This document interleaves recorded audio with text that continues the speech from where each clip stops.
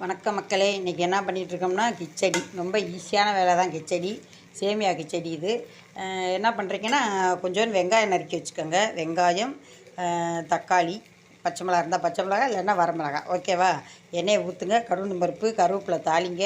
இந்த வெங்காயம், காய்கள், என்ன காய் வேணுமோ போட்டுக்கோங்க. போட்டு நல்லா வதக்கிடுங்க.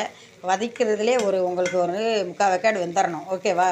வதக்கிட்டு தக்காளி, வரமிளகா, காய்கள் எல்லாம் போட்டு கொஞ்சோண்டு மிளகாத்தூள் மட்டும் போடுங்க. போட்டு நல்லா வதக்குங்க. வதக்கிட்டு ஒரு 200 கிராம் பாக்கெட் சேமியா அப்படின்னா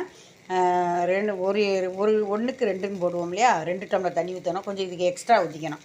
காய்கள்லாம் போட்டிருக்கனால ஒரு 2.5 டம்ளர் ஊற்றுங்க. ஊற்றிட்டு வச்சிங்கன்னு வச்சுங்க, அப்படியே சூப்பராக இருக்கும் கிச்சடி. பார்த்திங்களா? ஆமாம், இத்தினூண்டு போய் ஹோட்டலில் வாங்கி, இது ஒரே ஒரு பாக்கெட் தான். இதை நம்ம 3 பேர் சாப்பிட்லாம். வீட்டில் செஞ்சேன்னு வச்சுக்கோங்க, 3 பேர் சாப்பிட்லாம். பாருங்கள், சூப்பராக இருக்கும். செஞ்சு பாருங்கள். பிடிச்சிருந்தா லைக் பண்ணுங்கள், சப்ஸ்கிரைப் பண்ணுங்கள், ஷேர் பண்ணுங்கள்.